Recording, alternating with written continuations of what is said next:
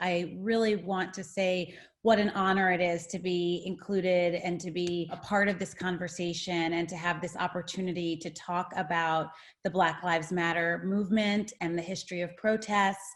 I really want to thank the Stanford Alumni Association and the Stanford Alumni Association of Minnesota, and particularly Maylene Gonzalez, Jeffrey Rainey, Jack Jorgensen, David Bayer, Josh Matheson, and Lexi Bradley for all of their hard work in arranging this talk.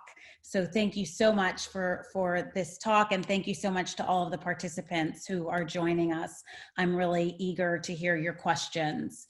So I am going to share my screen with you, and I want to start with an image that a close friend of mine painted right after George Floyd was murdered. My friend's name is Constance Brantley, and she is an artist based in Los Angeles. And I found this image so powerful and so moving, and I asked her to tell me a little bit about how she decided to paint it and what kind of made her paint it the way that she did. And here's what she said. She said, "I don't like to explain my work too much because it's really about what each person feels when they see it. But I will say that there have been these strong, raw, conflicting emotions about our country that have been bubbling up inside me, and I believe inside of many of us for a long, long time now. Pain, patriotism, outrage, helplessness, empowerment, hope, anger, love, lies, truth. And all these feelings reached a boiling point with the murder of George Floyd, along with Breonna Taylor, Ahmaud Arbery, and so many others.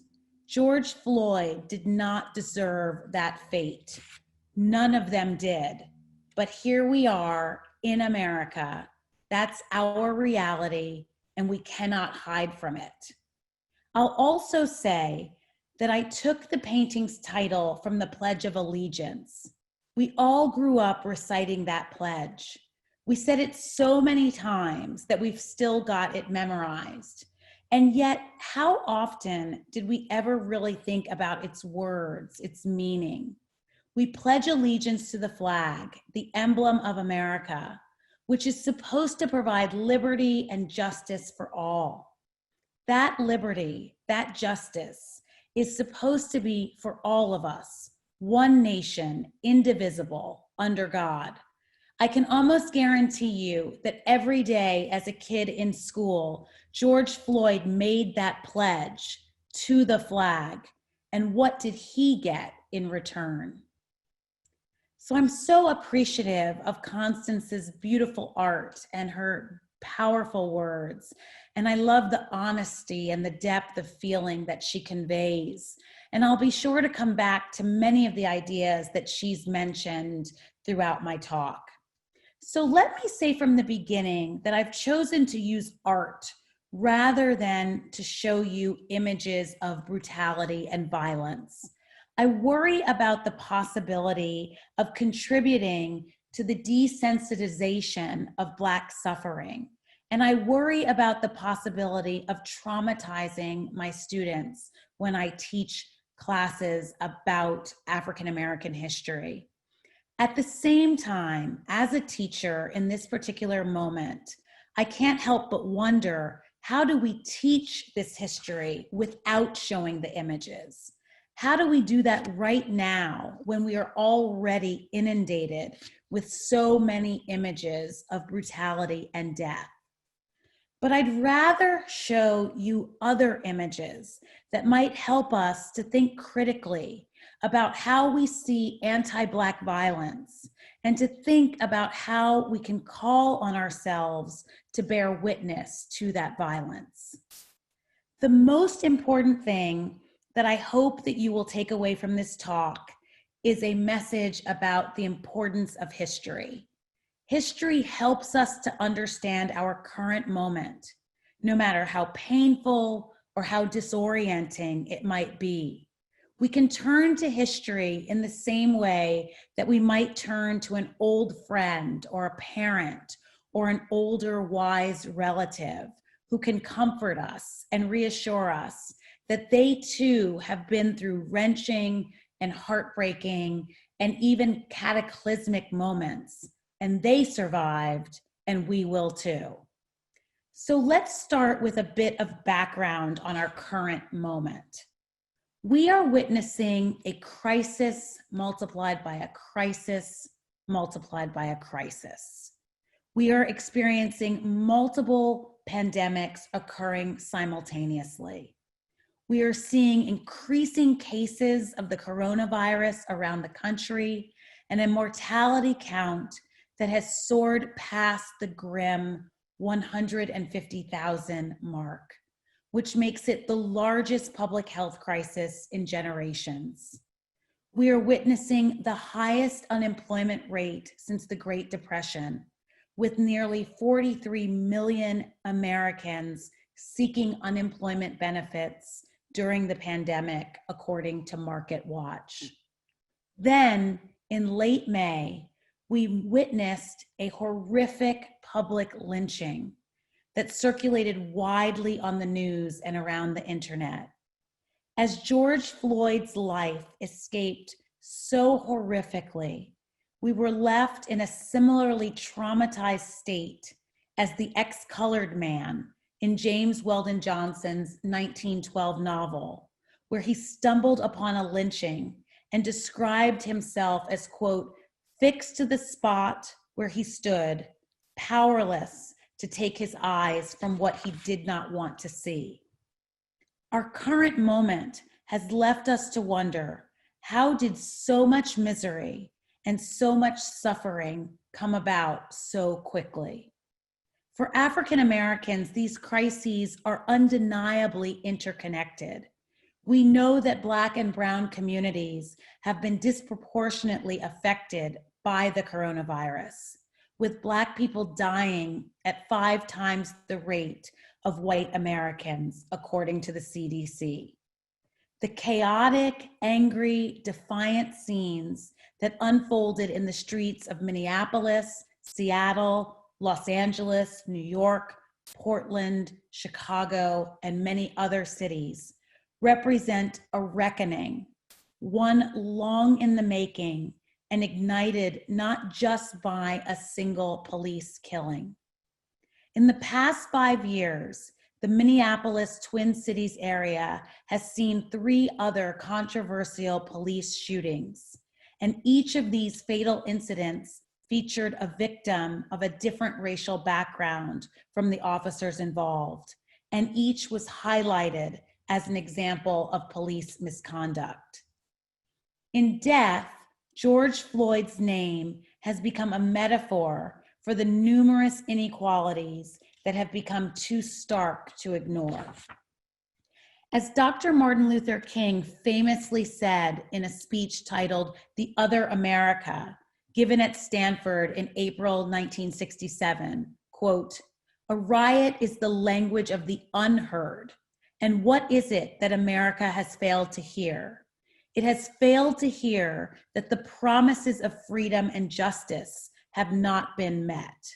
And it has failed to hear that large segments of white society are more concerned about tranquility and the status quo than about justice, equality, and humanity." King's words sound eerily familiar to the feelings that emerged in the aftermath of George Floyd's murder, a feeling that the state has failed to provide the basic needs for its population: healthcare, clean water, a quality education, access to employment, decent housing, and environmental justice, just to name a few. In our current moment, race has become a shorthand for a specific set of life probabilities.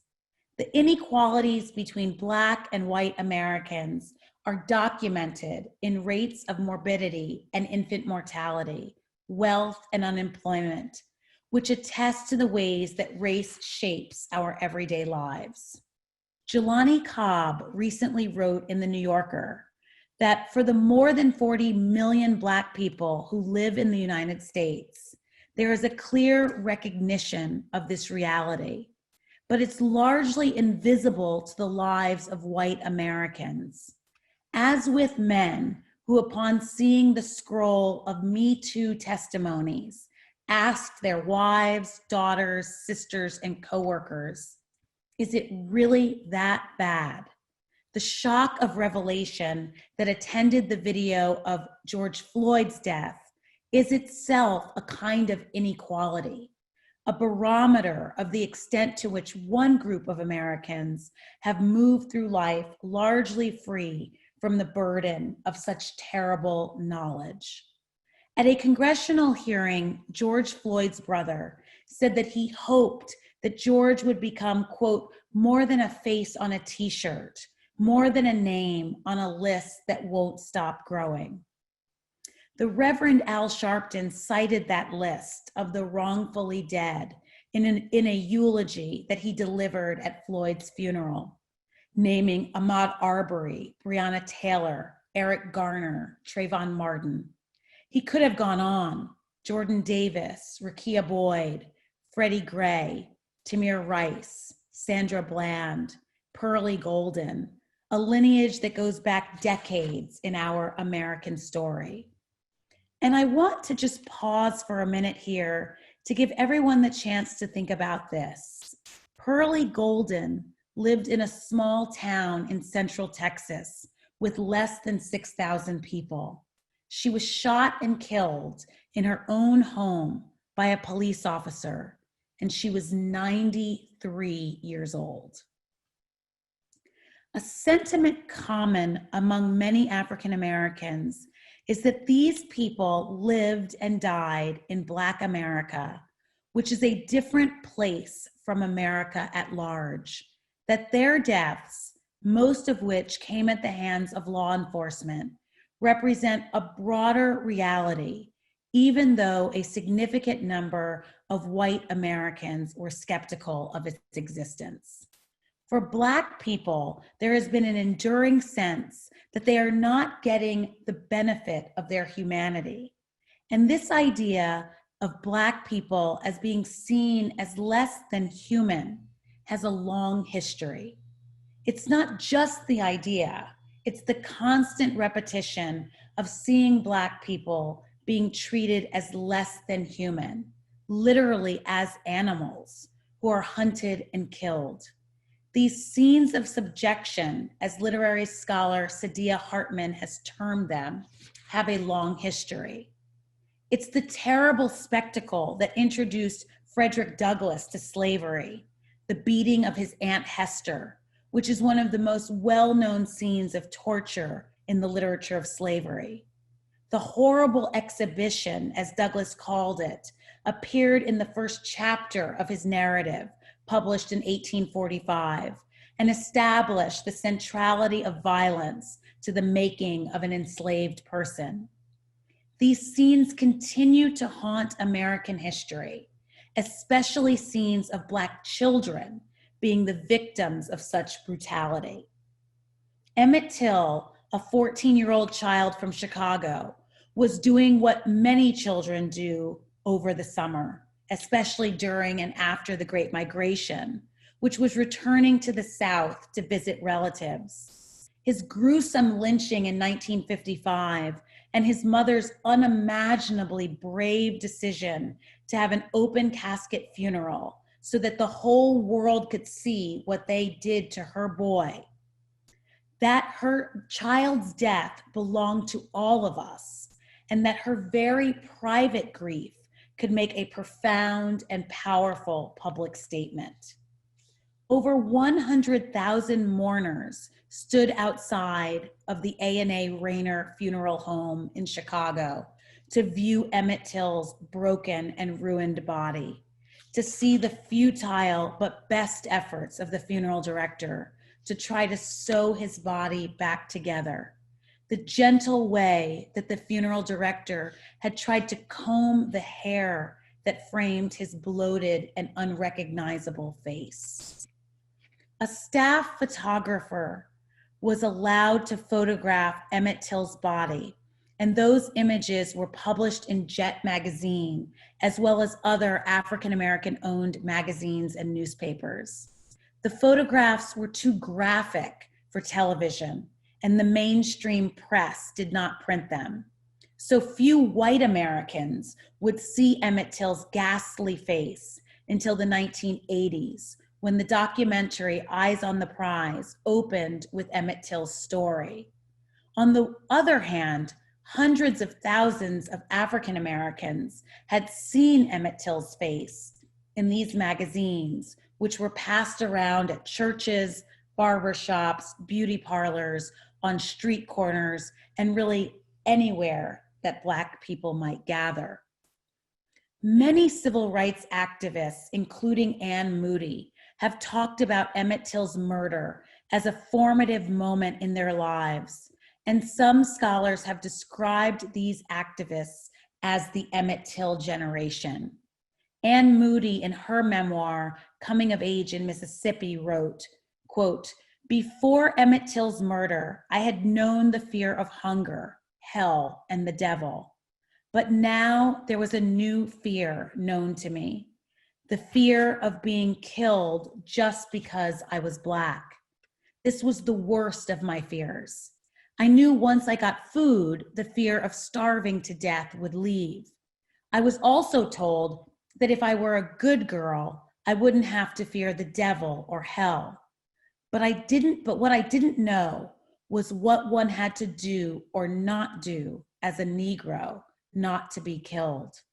Probably just being a Negro, period, was enough, I thought." In the 1960s, more and more Americans owned televisions, and by this time, they watched these dramatic scenes of peaceful Black protesters dressed in their Sunday best, being brutalized by white mobs. And this national news coverage shocked the conscience of many white Americans. It inspired many people to get involved, to protest, to change their minds about civil rights, all in a very similar way as the coverage of George Floyd's murder did. Public grief becomes a particular labor that enables Black Americans' humanity to be recognized. While most people are able to grieve privately, this is often not the case for Black Americans. As we've seen recently, it's often the mothers of children who have been killed by the police, who have been thrust into a national spotlight and have allowed their grief to be publicly consumed in order to bring more attention to this crisis. We've also seen mothers like Lucy McBath and Sabrina Fulton who have gotten involved in politics after the murders of their sons. So I want to go back now to children again and talk about the 16th Street Baptist Church bombing in Birmingham in 1963 that killed 4 young girls. Now, across the street from the church in Birmingham is Kelly Ingram Park, which is a public park that contains emotionally powerful sculptures that depict the civil rights struggle in Birmingham. The park served as an assembly spot for activities for the Southern Christian Leadership Conference and other groups in the movement. The church was a target in 1963 because it had been a center for civil rights activities when civil rights activists were involved in a campaign to register African Americans to vote in Birmingham. I want to share these 2 pictures that I took when I was in Birmingham because I was so moved by this sculpture in honor of the 4 girls who were killed in the bombing. It's called the 4 Spirits statue, and it was unveiled in 2013 on the 50th anniversary of the bombing. The 4 girls are depicted with life-size figures while 6 doves fly above. The doves represent the 4 bombing victims and 2 others who died on the same day in Birmingham. I love this particular detail of one girl tying a bow on the back of another girl's dress. You can imagine them getting ready for church that morning excitedly.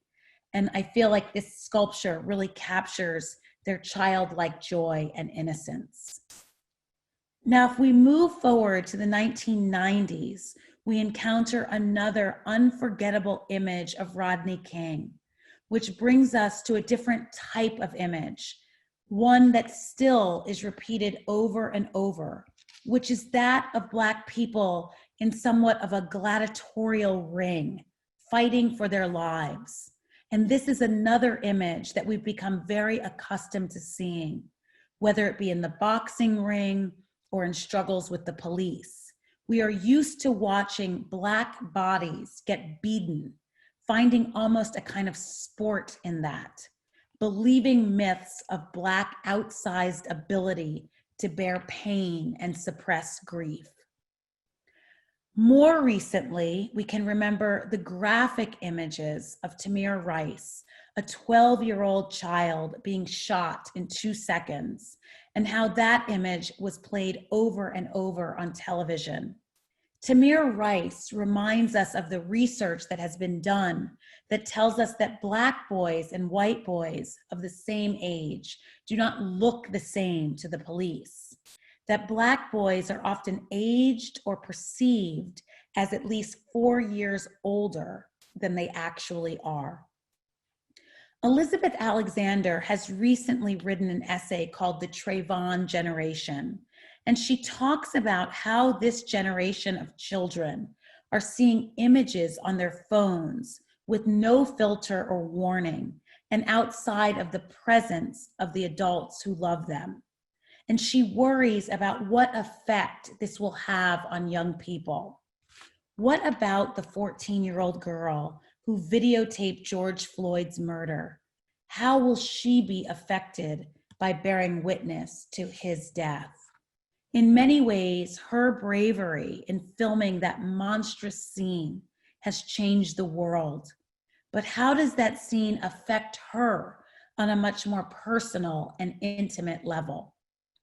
So in conclusion, I want to underscore that what we are seeing now is real change. It's an inflection point. These are not just repeats of past events, but rather the consequences of the failures of the government and the economic establishment to resolve crises that have accumulated over time. After George Floyd's death and the agonizing, protracted manner in which it occurred, we saw a much more multiracial group of protesters than in previous years.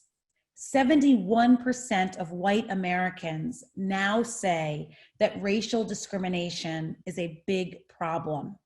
They too rushed into the streets. The New York Times reported that the Black Lives Matter movement may be the largest movement in American history. And protests and expressions of solidarity are occurring all around the world. So this is an undeniably different moment. Officers in Atlanta, New York City, Buffalo, and Philadelphia have been charged with assault for their actions against protesters. Calls to defund the police, stripping them of all but their core law enforcement functions and allocating resources to other community institutions, are being taken seriously. In Los Angeles, Mayor Eric Garcetti has proposed cutting up to $150 million from the police budget.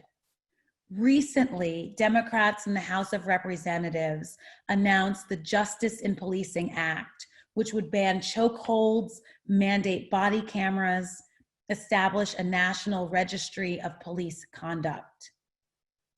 The Louisville City Council passed Breonna's law for Breonna Taylor, banning the no-knock warrants that enabled the police to shoot her while she was sleeping in her bed. And in Minnesota, Governor Tim Walz endorsed a package of comprehensive police reforms. So here's a very important point. Things change. If there's one lesson that history teaches us, it's that history is always changing. Now, of course, there is a kind of spiritual fatigue. As James Baldwin said in 1978, to look around the United States today is enough to make prophets and angels weep. And the same could be said of our moment. But this moment has also been deeply inspiring. When the state fails, when there is an utter lack of moral leadership, people of all backgrounds come together to fill that gap. Many scholars have referred to this period as the third Reconstruction, the first being the period that immediately followed the Civil War, the second being the Civil Rights Movement, and this being the third. This reminds us that America is unfinished. It is an ongoing project. These are certainly the lessons that we have learned from civil rights leaders like C.T. Vivian and Congressman John Lewis. This reminds us of how hard and how long people have fought for freedom. The fate of our democracy is in our hands. We have to work at it, and luckily, we don't walk alone. We need the moral courage of civil rights leaders like Reverend C.T. Vivian and Congressman John Lewis to protect our democracy. This is what American citizenship requires. Our democracy is contradictory and it is fragile. It must be cared for and fought for. And perhaps the gentle and determined caretaking of our democracy is our most important job. So thank you so much.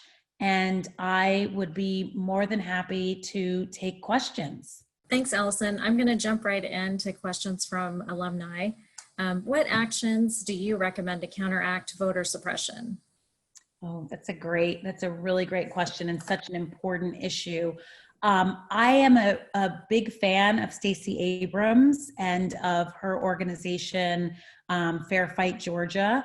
And she has spoken extensively and has really tried to get people to think about the ways that voter suppression occurs, the ways that often someone may go to the same voting place for decades, and then at the last minute, it might be changed, and it might be someplace that's much farther than the place that they had been going to, that voter suppression takes place in many, many forms. So I think one way of counteracting it is being very prepared and being very knowledgeable about voting deadlines, about making sure that you're registered to vote, about double checking and triple checking to make sure that your registration is current, making sure that your address is current, making sure that your name is spelled correctly.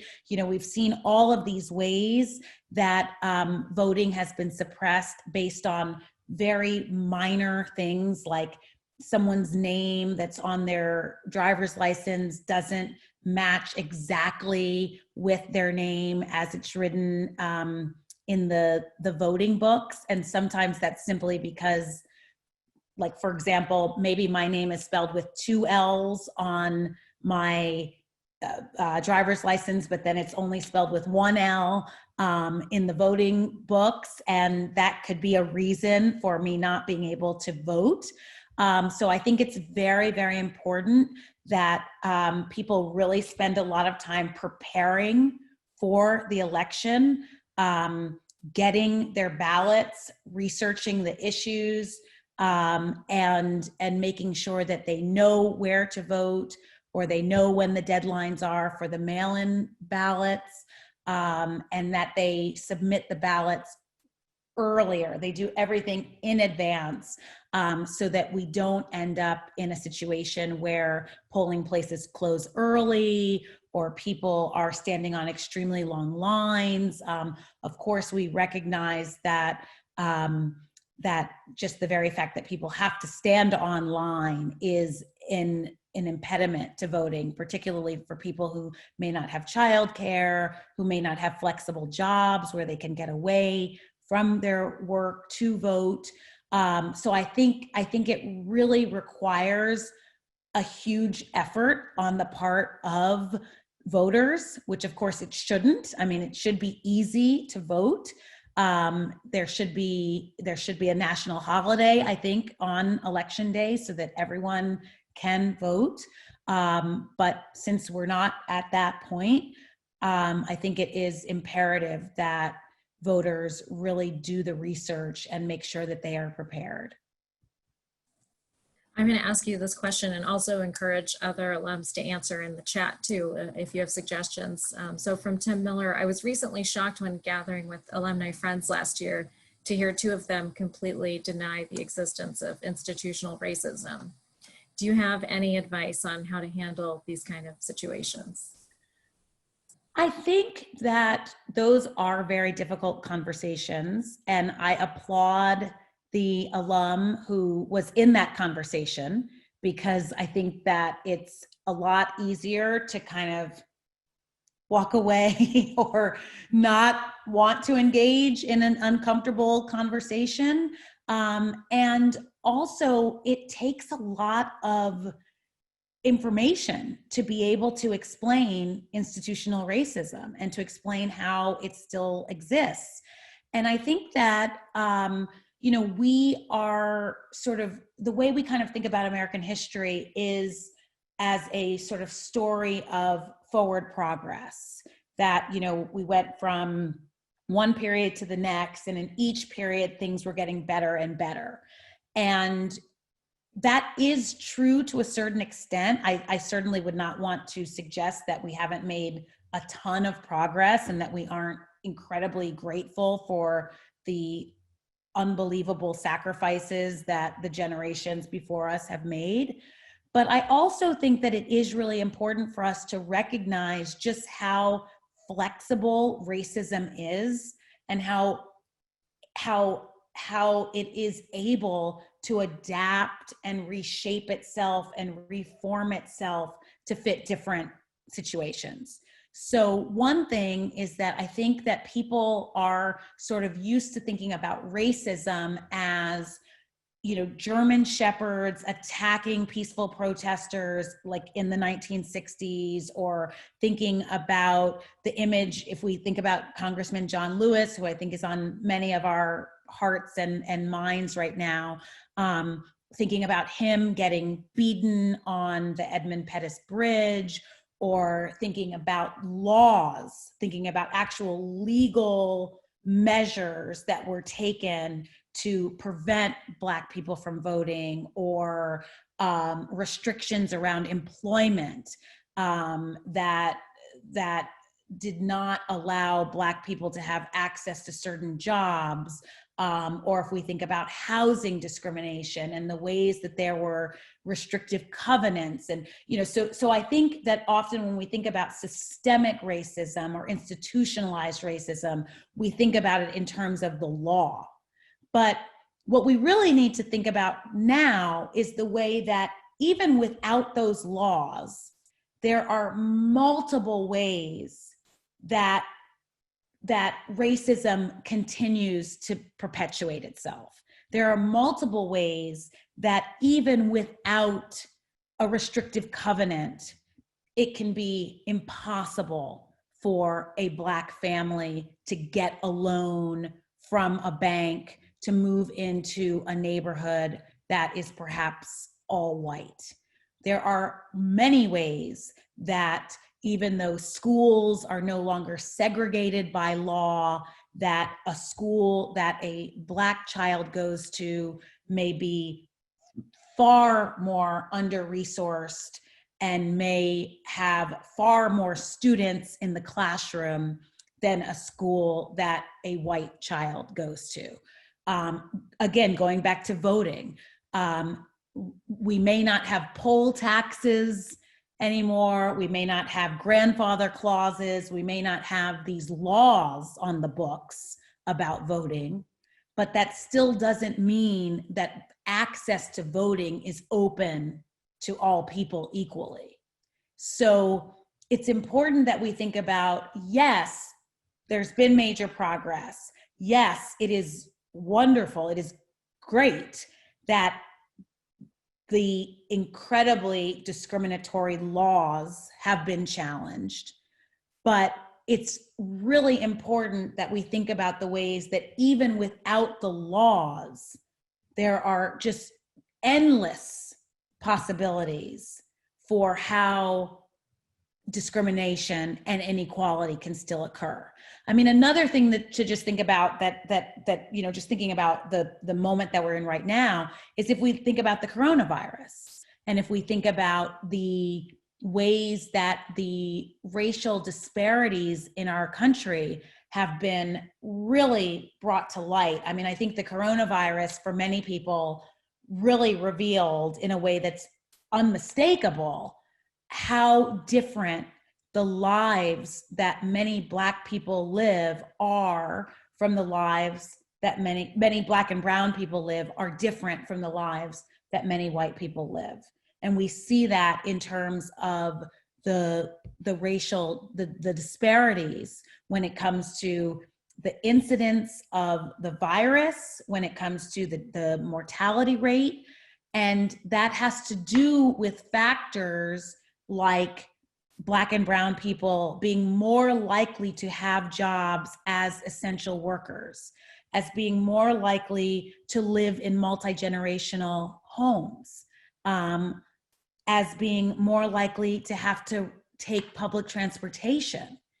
So there are all of these ways that we see these inequalities, and we see these ways that Black people can lack access, Black and brown people can lack access, which are not necessarily written into a law, or they're not necessarily part of a law, but they're still part of a society that in many ways is still based on those discriminatory laws. A lot of questions have come in around protests. So how, as a historian in particular, how do you think the current time and wide-ranging protests are similar or different in the past? I'm gonna kind of ask a few questions, and you can take what you'd like. Also, are peaceful protests more impactful than violent protests? And what do you think needs to happen moving forward to make these protests influential for policy changes? Those are great questions. Those are really great questions. So I think one thing that's really happening right now is, I would say, probably the most kind of stunning or the most obvious difference now compared to the 1960s. A lot of people like to compare this moment to 1968. So I would say the difference between now and 1968. But even now in 2013, 2014, when Black Lives Matter was first beginning, would be the multiracial composition of the protesters. So there was a really interesting article in the New York Times about Portland. And the article said that there are more Black Lives Matter signs in Portland than there are Black people. And so the idea that this is a really new moment in terms of the composition of the protesters. And I think that's a really important point to kind of pause on, because what that says, in addition to the outrage, the shock of seeing George Floyd's death, the solidarity with Black Lives Matter, and an understanding that police violence is something that needs to be addressed, I think we're also seeing the ways that many white people, and particularly young white people, are also experiencing a form of dispossession, a form of uncertainty, a form of disillusionment and frustration with our government, with a kind of uncertainty about their own futures. So I think there's a way that, given all of these crises that we've experienced over the last many years, but certainly over the last 10 or 15 years, when we think about school shootings, when we think about the rise in rates of suicide, when we think about the opioid crisis, when we think about the fact that the life expectancy age has decreased, when we think about climate change issues. I mean, there's just been so many issues, so many things that are happening right now that are affecting Black people, white people, Latinx people, Asian Americans, Indigenous people. I mean, there's so many issues right now, and there have been a lot of interesting reports about how between 15 and 26 million people have protested during the pandemic, and that the number of people who have protested since the women's marches is extraordinarily high. I mean, we're in this period of massive protests. Unprecedented numbers of Americans have protested.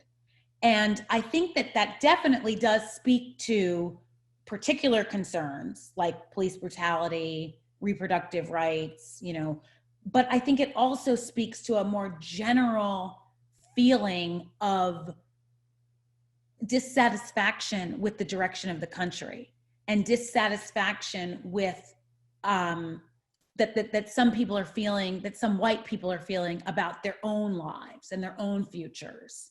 And so I think all of that is kind of coming together to make these protests so sustained. The fact that these protests are lasting for months, and really, if we think about it, we could almost sort of think about this as a particular era, from the women's marches, which at that time was perceived as being the largest protest movement in American history, now to the Black Lives Matter protests, which are now believed to be the largest protests in American history. So these last years have been extraordinary in terms of the number of people who have protested. I certainly, I feel like I wouldn't be, I can't help but be deeply, deeply influenced and moved by Dr. Martin Luther King, by Congressman John Lewis. I mean, so I definitely believe in nonviolence. I think that there's nothing more powerful, there's nothing more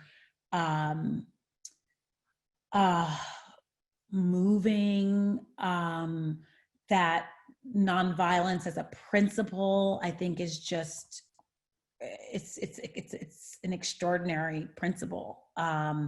And so I would certainly say that I think nonviolent protests are always going to be more successful. I think they're going to bring more people together. And I also just think that there's something really important about the kind of moral courage and moral leadership that it takes to protest nonviolently.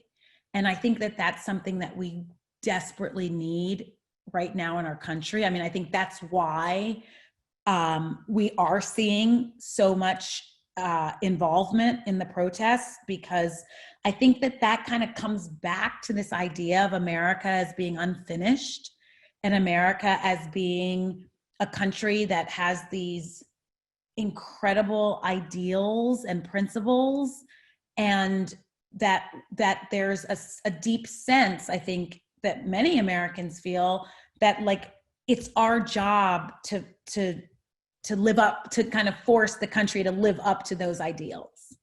And in order for that to happen, a nonviolent protest is sort of the tool through which that happens. That's the tool, that's the message that needs to be sent in order to say, America has disappointed us so many times, and we don't live up to our principles many, many times, but we still believe in them. We still think that they are possible, and it's our job as citizens to realize them through nonviolent protest.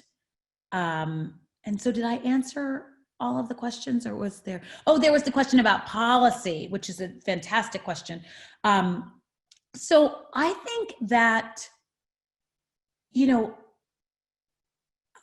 I mean, if we look back at history, that this is sort of a cycle in terms of there's protest, and then, you know, in 1964, LBJ signed the Civil Rights Act. In 1965, he signed the Voting Rights Act. Now, he did supposedly, and, you know, historians debate whether or not he actually said this or not, but that after he signed the Voting Rights Act, he turned to give his pen back to an aide that was standing next to him, and he said, we've just lost the South for a generation. And he was right. I mean, it's actually been much longer than a generation that the Democratic Party has lost the South. But I think that in most cases, once there has been such an outpouring of protest, policy does change. And I think that one thing that's really exciting about this moment is the creativity of this moment, that people are having conversations, they're debating things that I don't think we would have really debated like 10 years ago. I don't know if would we have had a conversation about defunding the police, or would we have had a conversation about alternative forms of policing. I mean, yes, there's always those kinds of conversations are always happening, but I don't know if they would be happening on the national level the way that they're happening. I don't know if we would be thinking about, you know, okay, let's think about how we handle mental health and how we can help our police officers to be better able to handle situations that are more about a mental health issue. And so I just think that one thing that's exciting and inspiring about this moment is the way that there's a real creativity and a real kind of dynamism around the kinds of conversations that we're having. And I feel hopeful that those will lead to policy changes, as they did in the late 60s. Great. And then just for the last question, I just wonder how you've seen the Stanford community rally around Black Lives Matter, if you have, because we're all sheltering in place. And then also for this alumni group, as alumni, how can we ensure that we're holding Stanford accountable and pushing the needle forward? There's a clear need for more diversity in professorships and greater support for students of color. That's a fantastic question. Can I just say one thing? I'm just looking at the chat, and I love, it looks like S. Jarvis wrote that the LBJ statement that I cited was correct, but it was made to one of his staff members the next day, and that staffer was journalist Bill Moyers. So that's so great. I just had a conversation with a political scientist who said that, you know, that story may not actually be true, but I like the idea that it is true, and I love that it's Bill Moyers that he said that to. So I'm just going to run with that and not ever question or doubt that story isn't true. So I really appreciate this question, because I think that this is something that we are all thinking about. What do we do in our own lives? Like, how do we make change?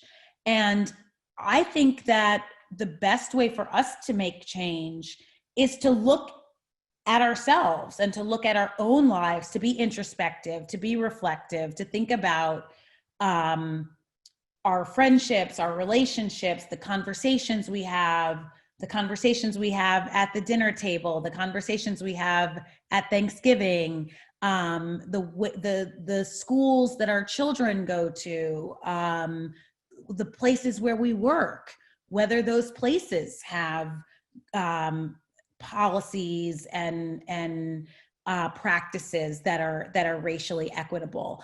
And I think that Stanford has work to do, to be honest. I think that Stanford, obviously I have deep love for Stanford. And I think that that Stanford definitely wants to support students. I do think that it would be fantastic for African and African American studies to become a department.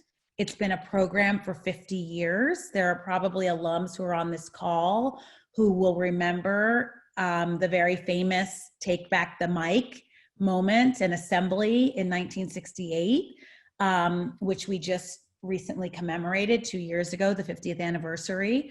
And we are pushing very hard, and it's a student-led movement, which is fantastic. We're pushing very hard to make African and African American studies a department. It's something that all of our peer institutions have. And I think Stanford, of course, wants to be a national leader, and we are a national leader in many ways. And we should be a national leader when it comes to issues around race and racial justice and social justice. And one way that we can do that is by at least joining our peers and making African and African American studies a department. We have 47 majors, so there's a lot of interest in African American studies. We have no dedicated faculty. So we are drawing on faculty who teach in other departments who are often very overcommitted or have many responsibilities. And our students deserve better.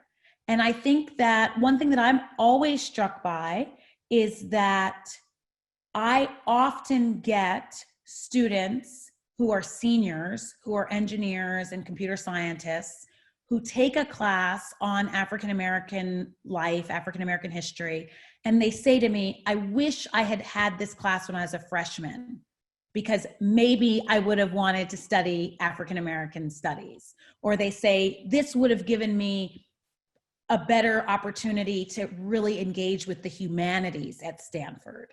So I think that there's also a way that improving and strengthening and better resourcing African American studies at Stanford also boosts our humanities. So again, going back to the point about us being on the same level as our peer institutions, that's another way that we can work towards that. And it also is a way that then allows and benefits all of our students. It's not just Black students who are interested and who take classes in African American studies. It's students of all backgrounds, as it should be. And I think that Stanford has a responsibility as a university to provide those classes and to make sure that there's more than 2%, that right now the Black faculty at Stanford is 2%. So it's urgent that we change that. It's urgent that we create more opportunities for students of all backgrounds to take classes in African American studies so that they can better understand the world that they live in. I mean, that's what students really want.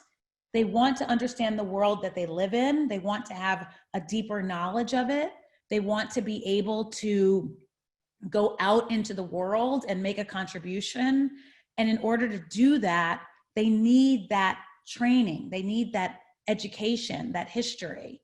And so I think it's imperative. I think it's been urgent for over 50 years, and it's never been more urgent than now. Thanks so much for sharing your expertise on this important topic. Thank you so much for inviting me, and thank you so much for the fantastic comments and questions. This was a real pleasure.